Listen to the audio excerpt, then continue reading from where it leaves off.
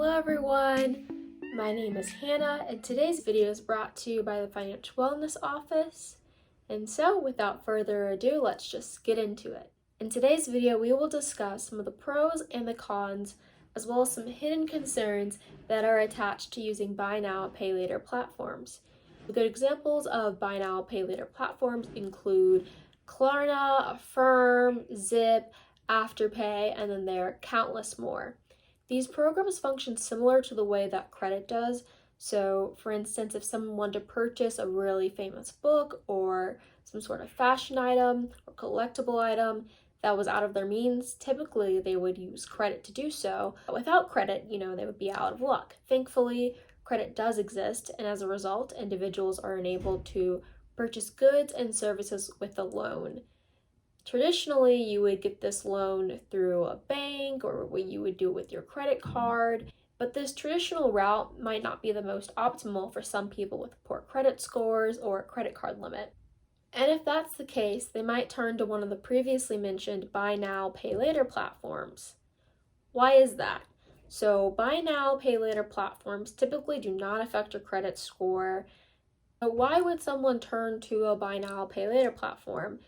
They are a pretty favorable option because they don't affect your credit score. They're instantaneous, they're easy to use because they're marketed towards this younger generation, Gen Z. So they often are on apps and are web-based, so they're very easy to use, very fast and user-friendly. Despite these obvious pros, there are also some pretty big cons.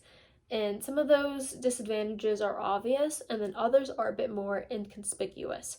We'll go over the obvious ones first, and then we'll go over the secondary concern later. So for cons, some platforms have a tendency to overextend loans for months or even years. Another con is that when agreeing to a loan, customers usually sign up for autopay for all loans. And depending on one's budgeting and regular expenses, this could be a dangerous mistake to make if money is automatically leaving their account without them consciously knowing it, based off of some other things that might be higher risk, higher priority. Another con is that for a lot of these platforms, they have a higher interest rate on credit card payments if you decide to sign up with one. And this is a less tangible con, but it's a con nonetheless, is that the convenience and ease of using these platforms tend to promote impulse buying. Another con, some of these platforms do not use or report your credit. And in that case, it's definitely a pro for most people, but then there are plenty of other platforms that do use credit checks as well as report credit. So that is a very big con, because some of these platforms will report missed or delayed payments to credit bureaus, and that could negatively affect your actual credit score. So it could affect your ability to apply for a mortgage or get a credit card down the line. It definitely would affect you in the future. So that's definitely a big con, with there being so many different options between different buy now, pay later platforms. You really have to read the details clearly to see which one is offering you what, because they tend to differ company to company. On the same note, many of these companies do not report positive payments, meaning that if they report, they only report negative payments, so it won't positively affect your credit score. So that's a pretty big con. Another thing to take into account are the privacy concerns that come with these platforms. So the director of the Consumer Federal Protection Bureau warned that these companies are more than just lenders, as they gather extremely detailed information on your shopping habits. The information gained is significantly more than what could ever be found from a credit card, meaning they're getting a lot of information that they wouldn't have gathered otherwise. They know what consumers do, which is pretty valuable, and in a lot of cases, knowing what consumers are doing, what consumers are buying, they are able to take that information from our spending habits and use it as a form of disguised advertising or form of disguised brand placement. So that's just something to consider. It may not be a big deal for everyone, but for some people it may be a bigger concern. Another thing that I thought would be really interesting would be if I went onto Reddit and I read what people's thoughts are about buy now, pay later platforms, and just kind of gave my own opinion and compared it to what the financial experts are saying. So, the Consumer Federal Protection Bureau, and the government and the likes. So, let's get going. So this was a Reddit entitled Buy Now, Pay Later is Sending the TikTok Generation Spiraling into Debt, popularized by... So this one is entitled Buy Now, Pay Later is Sending the TikTok Generation Spiraling into Debt, popularized by San Francisco tech firms. This one says, no kidding. When I was in college in the mid-90s, credit card companies would set up tables in and around the student union and a few other places and would lure students in. They would give away a hat or shirt if you signed up for a credit card. No job, no problem. You can still get a credit card. I know a bunch of people who had a wallet full of cards, then would get in trouble after buying a bunch of crap with the cards and then being shocked when the bills came in. This one is actually really interesting because I've actually talked to my dad about this, and he's told me that he clearly remembers seeing this in his college cafeteria, just kind of credit card companies having their own tables. They would table, I guess, and people would just sign up and get a credit card, and it was just like this normal occurrence. And I think that's a really interesting generational difference. I have never once walked into my dining hall and seen a credit card company. But on that note, I will say it definitely sounds very predatory, this practice. Yeah, definitely sounds predatory. Although I will say, just to kind of a small caveat, that it's probably not financially prudent or even really necessary for credit card companies to table anymore. I'm sure they probably just focus on their digital marketing, and if and when they want to get in touch with my age group, tabling works, but I'm sure they also just do things online through social media. Maybe they hire influencers, maybe they do special college student deals. I'm sure there's lots of different things there. So this is a Retail Dive article, and in this article it says that 59% of Gen Zers said Instagram is the social media platform that influences their purchasing behaviors the most, followed by TikTok at 57%, then Facebook 36%, and Twitter at 29%. Probably targeting us more on social media. This one says, if you're smart, a credit card is literally just free money. You put your monthly expenses on them, like phone, streaming services, internet, groceries, etc., and pay it off every month. You get the cash back and don't pay interest. You gotta have impulse control. You don't use it to afford something.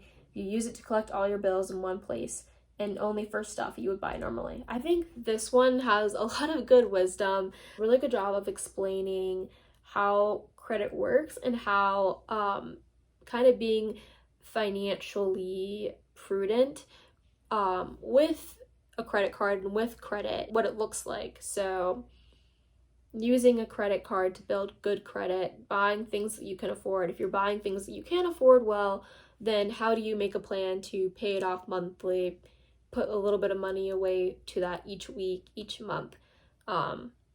Yeah, that's I really like the line, but you gotta have impulse control, because I think with these buy now, pay later platforms, the real thing that they're really advocating for is to just not have impulse control. And all of these like little things online that, promote instant shopping and online shopping make it, I would say, even harder to have impulse control.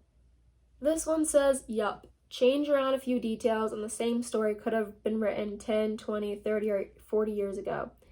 The only difference is the details of how and why they're going into debt. Every generation has their version of keeping up the Joneses. Been around the block enough times to see how poorly this turns out for most people who use it. Some are able to exercise discipline and use it judiciously. Most are not and end up in a debt spiral. Just like with previous generations of spenders, this will not end well for a lot of people who think I have it under control when they don't. Yeah, that's another good one.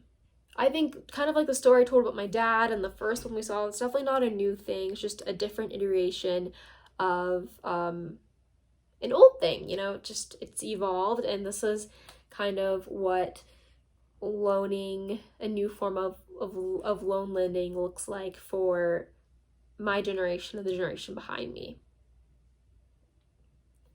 This one is really interesting. This says, I saw a woman on TikTok who didn't even realize she owed something ridiculous, like $3,500 on one of those services. She thought it was more like $200 to $300. She had just been shopping without really considering how much she was actually spending since the cost wasn't due up front. Yeah, that's pretty dangerous. It's dangerous, yeah. That's why I believe it really does promote impulse buying. This one says, it's mainly for people who can't get approved for credit cards or don't get high limits. They also give you higher limits the more you use. My sister uses Klarna and she's a limit of $6,000, and they will let you make 6 monthly payments with 5% APR. Not a bad alternative if you don't have the cards or high limits. Not my personal route, but would be my go-to if credit wasn't an option. So I think that stays consistent with what research has shown, is that a lot of the people who are using it are because they didn't get approved for credit or they want a higher limit. This last clip actually made me chuckle. I think I'll end the video on this last one. This one says, yeah, despite the predatory practice, it can be a good learning experience. Problem is if you never learn a lesson from it. In a similar vein, I bought a car way over my budget right out of college, but I kept up all the payments and paid it off. Of course, I also had to move into a crap house with friends and lived in an attic for $260 a month, but I never missed a payment. College is a great time to do dumb things if you are willing to admit to mistakes. So I just thought that I would end the video there because I think that particular little blurb was very cheeky and kind of funny, and also right on the money, right? Like, we're all in college and it is a really good time to learn and grow. And so in the spirit of learning and growing together, stay tuned because the next video will talk about overcoming bad money habits. And one of the bad money habits that will be discussed is impulse shopping and impulse buying. So that concludes today's video. Thank you all for watching. Hope you enjoyed. Additionally, there will be some links in the description box where you will find some articles describing a lot of information that I talked about. If you want to do your own reading, feel free to use those links. Also, please stay tuned for our next video and feel free to follow our Instagram page as well as visit the official financial wellness page. So that concludes today's video. Thank you so much for watching. I really hope you enjoyed it. Feel free to like this video or subscribe down below. Additionally, in the description box, you'll find a couple of article links. Some of those article links were used to create this video, and others are just some that are interesting and have relevant information. So if you want to do your own research, feel free to click on those links and read. Also, feel free to not only give this page a follow, but give our official Instagram page a follow and go look at our official website. So thank you and stay tuned for the next video.